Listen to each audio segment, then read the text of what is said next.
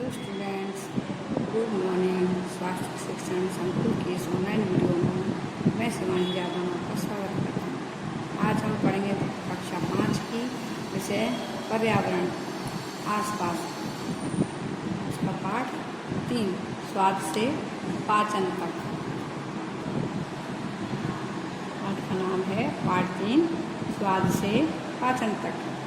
अलग अलग स्वाद। हैंसी दौड़ती हुई रसोई में गई और माँ से लिपट कर बोली, माँ मैं ये कड़वे करेले नहीं खाऊंगी, तुम मुझे गुड़ रोटी दे दो। माँ ने हंसते हुए कहा, तुमने सुबह भी चीनी और रोटी खाई थी। सरोज ने हैंसी को चिढ़ाते हुए कहा, तुम बोर नहीं होती एक ही तरह के स्वाद की चीज़ों को खाकर?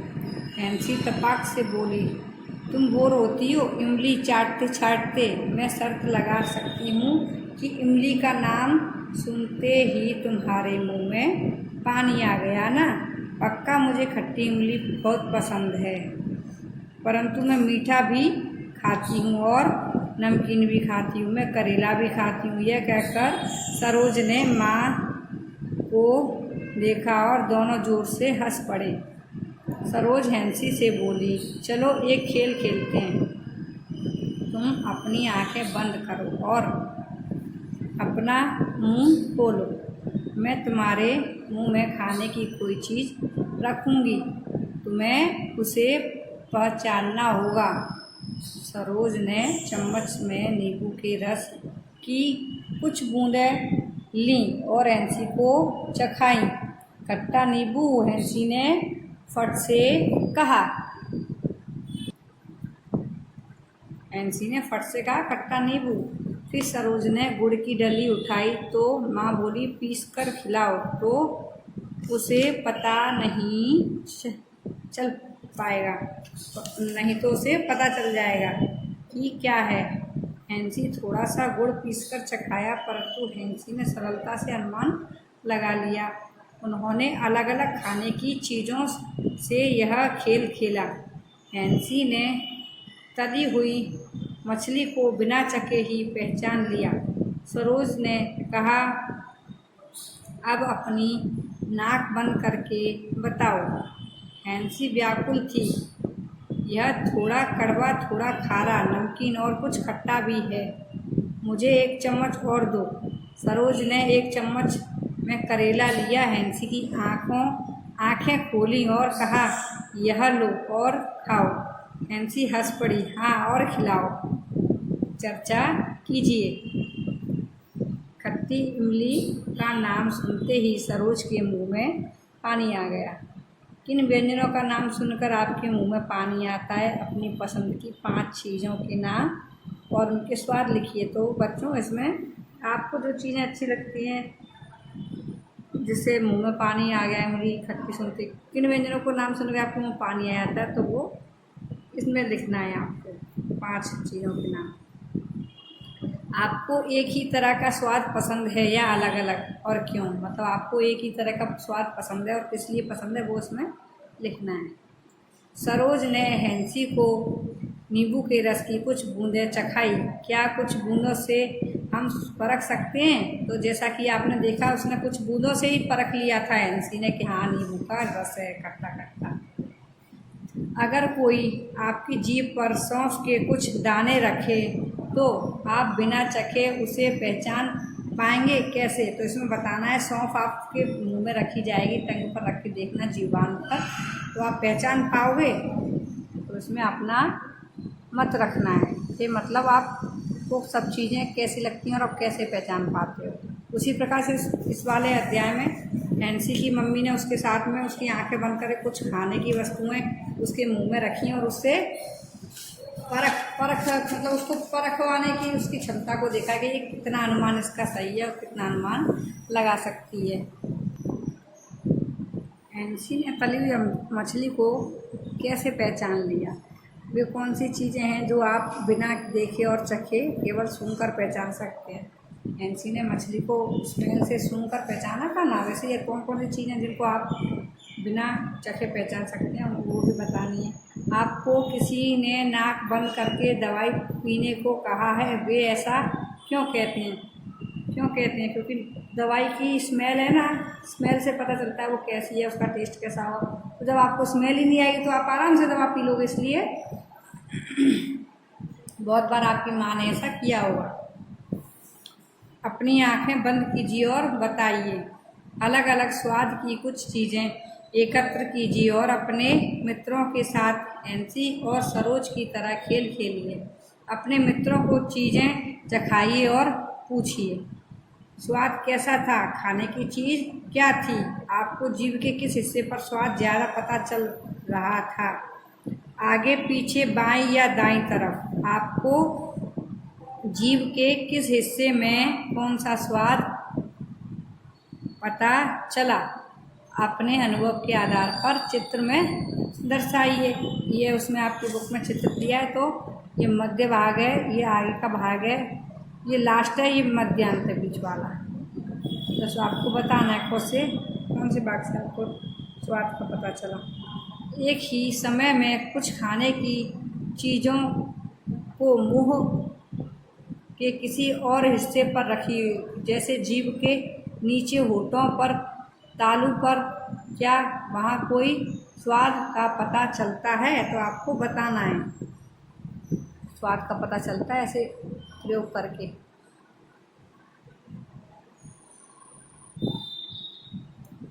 अपनी जीभ के अगले हिस्से को कपड़े से स्वच्छ कीजिए, जिससे वह सूख जाए। उस पर थोड़ा सा गुड़ या चीनी रखिए। आप किसी स्वाद को महसूस कर पाते हैं? ऐसा क्यों हुआ? आईने के सामने खड़े होकर अपनी जीभ को करीब से देखिए। उसकी सतह कैसी दिखती है? आपको सतह पर छोटी छोटी गड्ढे दिखाई देते हैं? चर्चा कीजिए आपस में।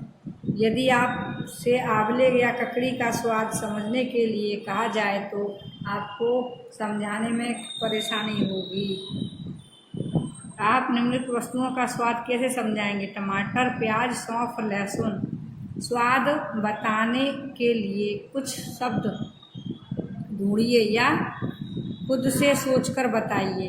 कुछ चीज़ें चखने के बाद हैंसी ने सी कहा, क्योंकि उसने क्या चखा होगा? आप कुछ स्वाद समझाने हेतु आवाज़ क्यों नहीं निकालते? हमने हावभाव व आवाज़ पर से आपने अपने हावभाव व आवाज़ पर से आपने क्या खाया है, इसका अनुमान अपने साथी मित्रों से लगाने को कहें। चबाकर और अच्छी तरह चबाकर खाना, दोनों में अंतर स्पष्ट कीजिए। कक्षा में समूह में प्रयास कीजिए। प्रत्येक व्यक्ति ब्रेड या रोटी का टुकड़ा या पके हुए कुछ चावल लें। पके हुए चावल लें, उसे अपने मुंह में डालें, 3 से 4 बार चबाएं और निगल लें। चबाने से स्वाद में क्या बदलाव आता है?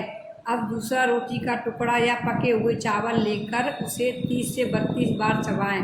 देर तक चबाने से स्वाद में कोई बदलाव आता है?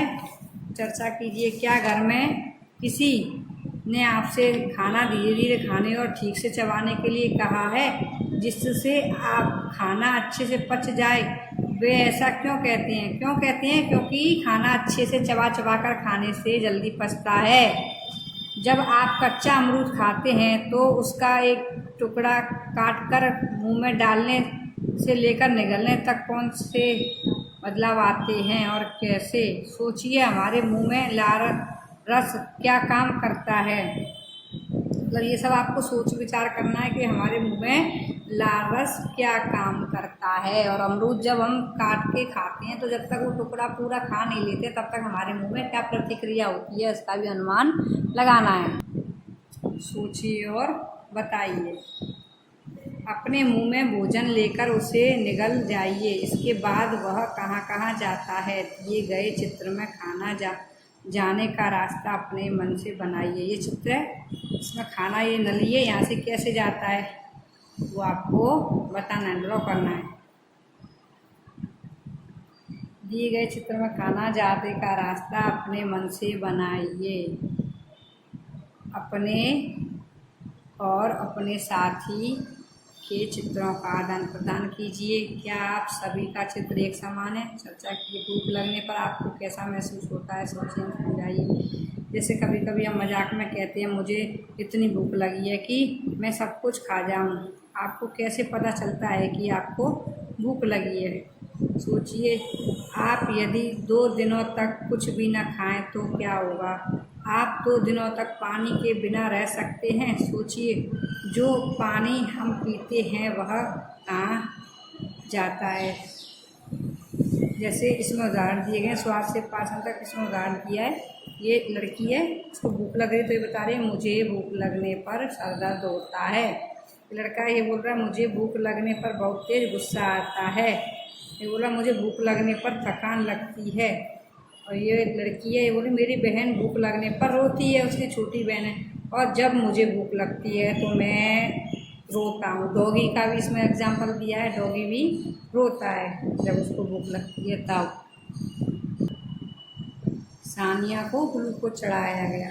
सानिया बहुत बीमार थी, उसे पूरा दिन उल्टी के और दस्त लग रहे थे। वह कुछ भी खाती तो क्या हो जाती? क्या मतलब? उल्टी हो जाती। उसके पिताजी ने उसे पानी में नमक और चीनी घोलकर पिलाया। शाम तक सानिया बहुत कमज़ोर हो गई थी और उसे चक्कर भी आ रहे थे। जब वह डॉक्टर के पास जाने के लिए उठी तो उसे चक्कर आने लगे। उसके पिताजी को उसे सहारा देकर अस्पताल ले जाना पड़ा। डॉक्टर ने कहा सानिया को अस्पताल में भर्ती करना होगा। क्यों करना होगा? उसे ग्लूकोज चढ़ाने की ज़रूरत है। सुनकर सानिया बेचैन हो गई। उसे पता था कि खेल के समय शिक्षक उन्हें कई बार ग्लूकोज पिलाते हैं। खेल के समय उन्हें शिक्षक कई बार ग्लूकोज पिलाते हैं, पर ये ग्लूकोज बोतल क्या है? डॉक्टर ने समझाया तुम्हारा पेट ठीक नहीं है, तुम्हारे शरीर में खाने पीने की कोई भी चीज़ें के न रुक पाने के कारण शरीर में कमजोरी आ गई है। ग्लूकोज चढ़ाने से खाए पिए बिना तुम्हें जल्दी से ताकत मिल जाएगी। बात कीजिए और चर्चा कीजिए आपस में। आपको याद होगा कि आपने कक्षा 4 में नमक चीनी का घोल बनाया। सोनिया के पिताजी ने भी वही घोल बनाकर उसे दिया। आपके मतानुसार उसे के मतलब उल्टी दस्त होते हैं, उसे यह घोल क्यों देते हैं? क्योंकि उसको भी उल्टी हो रही थी और उसको खाना ना खाने की वजह से कमजोरी महसूस हो रही थी। आपने कभी ग्लूकोज शब्द सुना है? हाँ, या कहीं लिखा हुआ देखा है? आपने देखा होगा अपने घर में बड़े बूढ़े लोग बीपी हाई या लो होता है तो उनको ग्लूकोज दिया जाता है। आपने कभी प्राथमिक चिकित्सा पेटी फर्स्ट एड बॉक्स में रखा ग्लूकोज चखा है? उसका स्वाद कैसा होता है? अपने साथी को बताएं। आपको या आपके घर में किसी को ग्लूकोज चढ़ाया गया है? कब और क्यों? कक्षा में चर्चा करें। सानिया के अध्यापक हमेशा कहते हैं कि खेलते समय ग्लूकोज का सेवन करना चाहिए। सोचिए वे ऐसा क्यों कहते हैं? क्योंकि एनर्जी आती है। सानिया के चित्र देखकर उसका वर्णन कीजिए। ग्लूकोज कैसे चढ़ाया गया? मस्त खाएं और स्वस्थ रहें। इसमें फल और सब्जी हमारे शरीर की वृद्धि एवं उसे स्वस्थ रखने में सहायक होती हैं। चित्र में दिए गए प्रत्येक खाद्य पदार्थ का नाम बताइए। इस भूल भुलैया में से रास्ता खोजने के लिए फल और सब्जियों के अनुसार आगे बढ़िए। क्या आपकी बुक में दे रखा होगा फल और सब्जियां? उसमें से आगे बढ़ना है। कहानी खिड़की वाला पेड़। आइए मार्टिन नामक सैनिक के बारे में जानें। सन 1822 में वह 18 साल का था एवं संपूर्ण स्वस्थ था।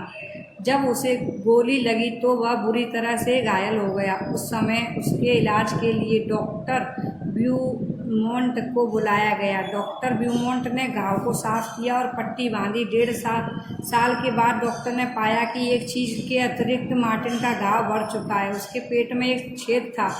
यह छेद लचीली त्वचा से फुटबॉल के रबड़ के समान ढका हुआ था। चमड़ी के दबते ही मार्टिन के पेट में झांका जा सकता था। यही नहीं, डॉक्टर उस छेद में से नली की सहायता से खाया हुआ भोजन भी निकाल सकते थे। ऐसा लगता था कि जैसे डॉक्टर ब्लूमोंट को कोई खजाना मिल गया हो। क्या आप अंदाज़ा लगा सकते हैं कि उन्होंने उसके पेट पर अलग अलग तरह के प्रयोग करने में कितने साल बिताए होंगे? 9 साल।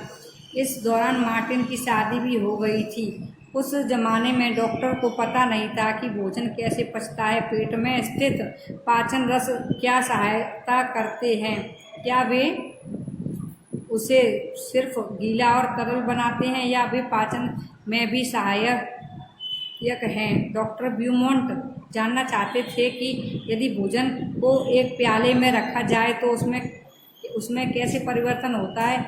क्या वह अपने आप पचता है? यह जानने हेतु उन्होंने एक प्रयोग किया। उन्होंने नली की सहायता से मार्टिन के पेट में कुछ द्रव्य निकाला। सुबह 8 बजे पकी हुई मछली के 20 टुकड़े 10 मिली द्रव्य में मिलाकर एक प्याले में रख दिए। उसे हमारे पेट के तापमान के बराबर 30 डिग्री तापमान में रखा। दोपहर को 2 बजे उन्होंने पाया कि मछली के सभी टुकड़े गल चुके थे। यह प्रयोग डॉक्टर ब्लूमोंट ने अलग अलग तरह के भोजन के साथ किया। उन्होंने मार्टिन को भी वही भोजन दिया जिस पर वे प्रयोग करते थे। प्याले और मार्टिन के पेट दोनों में भोजन को पचने में लगने वाला समय की तुलना की और अवलोकन को तालिका में दर्शाया। ये अपनी बुक में एक तालिका दे रखी है। भोजन पेट में प्याले में स्थित पाचक रस में, मतलब पाचन में लगने वाला समय इसमें बताया है। उबला हुआ दूध है, मतलब दूध है जो उबला हुआ नहीं था। उस पेट में 2 घंटे 15 मिनट लगी, जबकि प्याले में रखे पचने में कितना समय? 4 घंटे 45 मिनट। उबला हुआ दूध था, उसमें 2 घंटे लगे। प्याले में रख के देखा है तो 4 घंटे 15 मिनट। पूरा पका हुआ अंडा 3 घंटे 30 मिनट और प्याले में 8 घंटे। आधा पका हुआ अंडा 3 घंटे, इसमें 6 घंटे 30 मिनट। कच्चा अंडा 2 घंटे 4 घंटे 15 मिनट। कच्चा अंडा ये तोड़ा हुआ था, ये बिना तोड़ा हुआ कच्चा अंडा 1 घंटा 30 मिनट 4 घंटे, मतलब लगभग प्याले में जो द्रव्य उन्होंने मिलाकर रखते थे उसमें डबल समय लगता था, मतलब दुगना समय लगता था। पेट में खाना जल्दी पच जाता था। हमारा पेट क्या करता है? डॉक्टर ब्लूमोंट ने काफ़ी प्रयोग किए और पाचन के कई रहस्यों को जाना। उन्होंने पाया कि भोजन बाहर की अपेक्षा पेट में तेजी से पचता है। क्या आपने तालिका पर गौर किया है? हमारा पेट भोजन को पचाने के लिए उसे मथता बिलोता है। डॉक्टर ने यह भी जाना कि जब मार्टिन उदास हो तब भोजन का पाचन सही तरीके से नहीं होता है। उन्होंने यह भी जाना कि जो रस पेट में है वे दाहक हैं। क्या आपने किसी को एसिडिटी के बारे में बात करते सुना है, खासकर तब जब उस व्यक्ति ने ठीक से भोजन ना किया हो? भोजन ठीक तरह से पचा ना हो। डॉक्टर ब्लूमोंट के प्रयोग पूरे विश्व में प्रसिद्ध हो गए। इसके बाद भी वैज्ञानिकों ने कई प्रयोग किए। आप क्या सोचते हैं? ना तो उन्होंने लोगों के पेट में गोली मारी थी और ना ही वे पेट में छेद को ऐसे मरीज का इंतजार कर रहे थे। वे मानव शरीर के भीतर झांकने के लिए अन्य वैज्ञानिकों के तरीके अपनाते थे। क्या आपको मार्टिन की कहानी अच्छी लगी? क्या हम यह भी कह सकते हैं कि यह हमारे अपने पेट की कहानी है? सोचिए और चर्चा कीजिए। यदि आप डॉक्टर ब्लूमोंट के स्थान पर होते तो पेट के रहस्यों को जानने के लिए कौन कौन से प्रयोग करते, अपने प्रयोगों के बारे में लिखिए। अच्छा भोजन अच्छी सेहत। डॉक्टर रीता के 2 मरीज हैं, रश्मि और जयेश। डॉक्टर रीता ने उनके बारे में जानकारी प्राप्त करने हेतु बातचीत से डॉक्टर को जो जानकारी मिली उसे आप भी पढ़िए। रश्मि 5 साल की है, वह 3 साल की लगती है। उसके हाथ और पैर पतले और पेट फूला हुआ है। वह अक्सर बीमार रहती है। वह थकान के कारण स्कूल में भी अनियमित रहती है। उसमें खेलने की ताकत भी नहीं है। खाना पूरे दिन में थोड़े से चावल या एक आधा रोटी भी मिल जाए तो वह उसके लिए अच्छा दिन होता है। और एक उनका पेशेंट है, मरीज है, 7 साल का है, जयेश। वह अपनी उम्र से बड़ा दिखता है। उसका बदन मोटा और बेडौल है। उसे पैरों में दर्द रहता है। उसमें फुर्ती बिल्कुल कम है। वह बस में विद्यालय जाता है और कई घंटे टीवी देखने में व्यतीत करता है। खाना उसे घर का खाना जैसे दाल चावल सब्जी रोटी पसंद नहीं है। उसे बाजार में से लाए गए चिप्स बर्गर पिज्ज़ा और ठंडे पेय ही स्वादिष्ट लगते हैं। डॉक्टर रीता ने दोनों बच्चों के वजन और ऊंचाई की जांच की। उन्होंने कहा कि तुम्हारी बीमारी का एक ही इलाज है, सही खाना। चर्चा कीजिए, आपको क्या लगता है रसीम पूरे दिन में केवल एक ही रोटी खा सकती है? सोचिए। जयेश को खेल कूद में दिलचस्पी होगी। अच्छे भोजन से आप क्या समझते हैं? रश्मि और जयेश का खाना ठीक क्यों नहीं है? अपने विचार लिखिए, पता कीजिए। अपने दादा दादी या बड़ों से बात करके पता कीजिए कि वे क्या खाते थे जब वे आपकी उम्र के थे तब, और क्या क्या काम करते थे। अब अपने दैनिक आहार और दैनिक क्रियाओं के बारे में विचार कीजिए। वह अपने दादा दादी के आहार और क्रियाओं के समान ही हैं या अलग हैं? योग्य आहार हर बालक का अधिकार है। आपने 2 बालकों के बारे में पढ़ा, एक जयेश जिसे घर का खाना पसंद ही नहीं है, दूसरी रश्मि जिसे दिन में एक बार भी पूरा खाना नहीं मिलता है। हमारे देश में लगभग आधे बच्चे रश्मि जैसे हैं। उनको ठीक तरह से बढ़ने के लिए जितना खाना चाहिए उतना भी नहीं मिलता। ये बच्चे कमजोर और बीमार बार बार बीमार पड़ने वाले रहते हैं।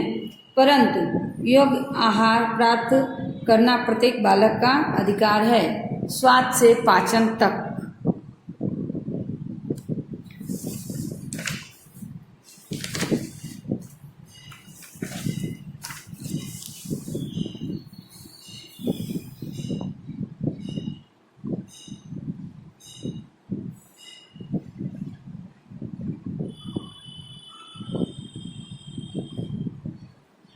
ओडिशा के कालाहांडी जिले की यह कहानी पढ़िए, सोचिए और चर्चा कीजिए। आप ऐसी किसी बच्चे को जानते हैं जिसे दिन भर में खाना खाने को कुछ नहीं मिलता है? इसके क्या क्या कारण हो सकते हैं?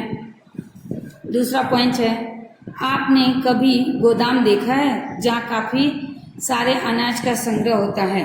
कहाँ? अब ये देखिए, एक बच्चा है, इसकी स्टोरी बताई जा रही है। गोमती 30 साल की है। गोमती एक अमीर किसान के खेत में मजदूरी करती है। उसकी कड़ी मेहनत के लिए उसे बहुत कम मजदूरी मिलती है, इतनी कम कि वह अपने परिवार के लिए पेट भर चावल भी नहीं खरीद पाती है। कई महीने तक तो वह उसे कोई काम भी नहीं मिलता। उस दौरान उसे जंगल के पेड़ों की पत्तियां और जड़ें खाकर पेट भरना पड़ता है। गोमती के बच्चे भूख की वजह से हमेशा कमजोर और बीमार रहते हैं। कुछ साल पहले उसका पति भी भूख के कारण मर गया था। कालाहांडी जिले के अधिकतर इलाकों में चावल यानी धान की खेती होती है। यहाँ का चावल अन्य राज्यों में भी बेचा जाता है। कई बार गोदाम में रखे चावल खराब भी हो जाते हैं। कालाहांडी में गोमती जैसे कई गरीब हैं। ऐसी जगह लोग भूखमरी का शिकार क्यों हो रहे हैं? अब हम क्या सीखते हैं इससे कि जब आपको जुकाम होता है तो खाना बेस्वाद लगता है। हम कहते हैं कि पाचन की शुरुआत मुख से होती है। इस कथन को आप कैसे समझाएंगे?